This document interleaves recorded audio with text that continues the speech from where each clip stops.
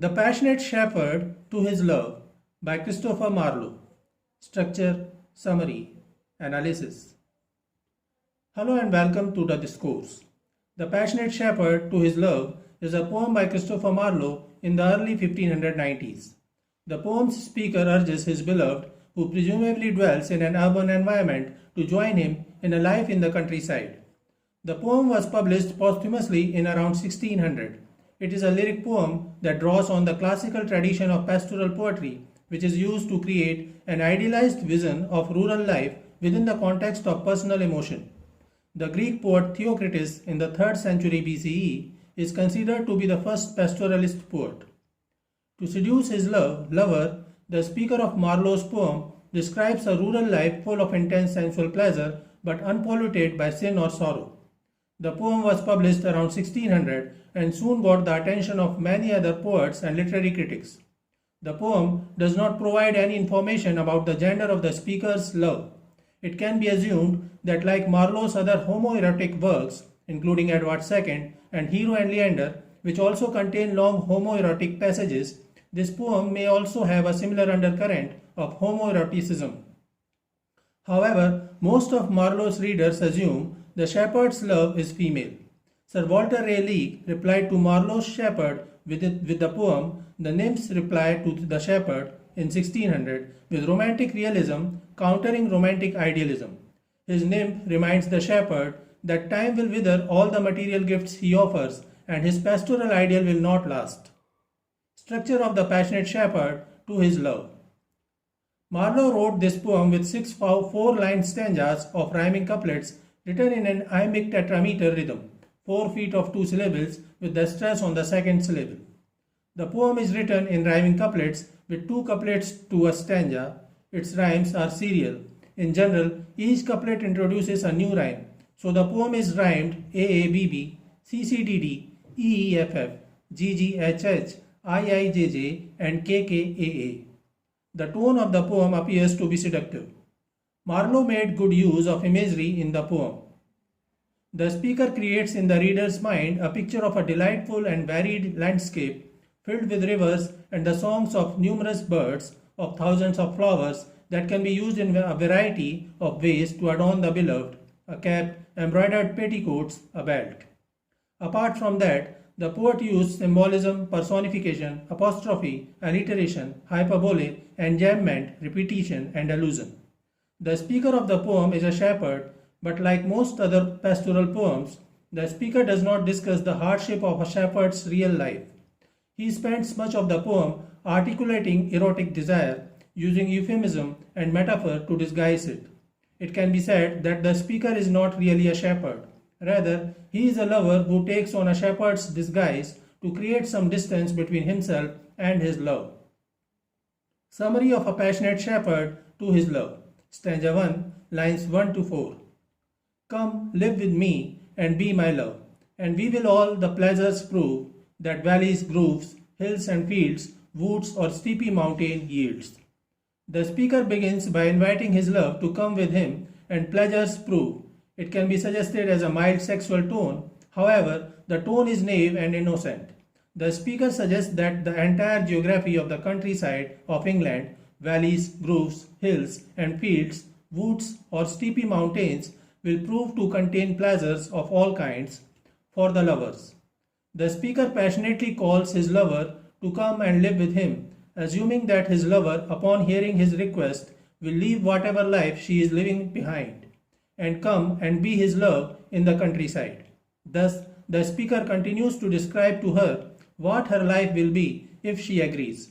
He says that the entire beautiful world will yield passion and love for them, the two lovers. Stanza 2, lines 5 to 8. And we will sit upon the rocks, seeing the shepherds feed their flocks, by shallow rivers to whose falls melodious birds sing madrigals. In the second stanza, the speaker contrasts the urban entertainment with pastoral ones. He describes how their life will be if his lover leaves her urban life to be with him in the countryside.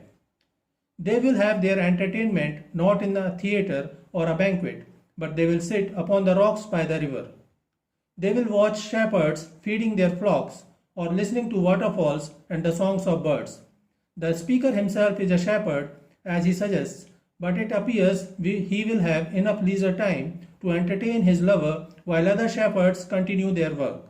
Here, the speaker may also be suggesting that since now the two lovers will be devoted to each other, they will have time to observe the details of their lives, and thus they would be able to observe and appreciate his life as a shepherd, while enjoying the natural environment of the beautiful countryside.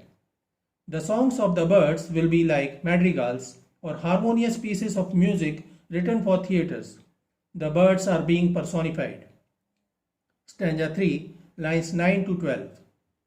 And I will make thee beds of roses and 1,000 fragrant posies, a cap of flowers and a kirtle, embroidered all with leaves of myrtle.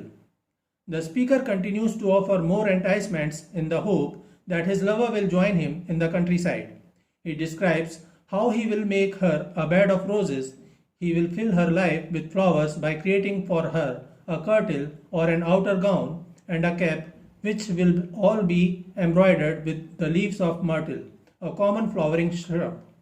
These are sartorial delights the shepherd will make for his lady love. A gown made of the finest wool, which from our pretty lambs will we pull. Fair-lined slippers for the cold, with buckles of the purest gold. The speaker is confidently hopeful that his love will join him in the countryside and describes how he will prepare for her when she arrives. She will need clothing, so he will spin for her a gown made of the finest wool from the lambs that they will tend together. The speaker knows what his lover would like, and he promises to offer best of it. He does not neglect her feet and states that she will also have fair-lined slippers that she can wear when it gets cold. The buckles on her shoes will be made of the purest gold. Stanza 5, lines 17 to 20. A belt of straw and ivy buds with coral clasps and amber studs. And if these pleasures may thee move, come, live with me and be my love. The speaker continues to offer more precious gifts for her lover. She will have a belt made of straw and ivy buds. It will also feature coral clasps and amber studs. It is clear that the speaker knows what entices her lover's heart and promises her to provide everything she could wish for. However, it is difficult to imagine how a poor shepherd who tends sheep and goats will the gold buckles, the coral clasps, ivy buds, and the amber studs he get. This increasingly fanciful list of gifts could only come from a member of the noble gentry or a merchant in a town.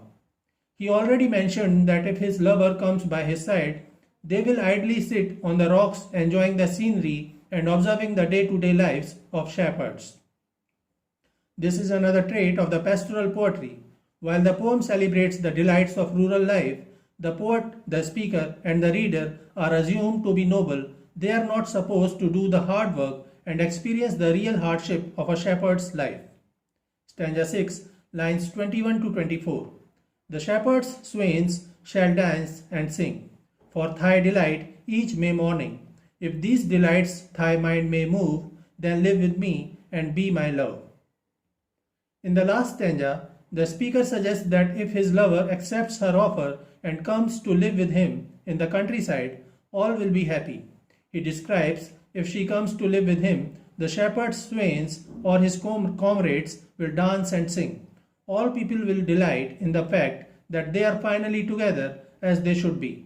In the last couplet, the speaker repeats his offer and asks that if these delights move thy mind, then she should come live with him and be his love. Symbolism in the passionate shepherd to his love. The shepherd in the poem is more of the symbol of the speaker, who is a lover. The shepherd is a symbol of the poet himself, a mask that the poet uses to express his desires. Another symbol is myrtle. Myrtle is a flowering plant that is often mentioned in the Greek and Roman poetry and mythology. Myrtle is a sacred plant to Aphrodite, the goddess of desire and love. In line 14, the speaker mentions lamps, which again is a symbol of purity and innocence.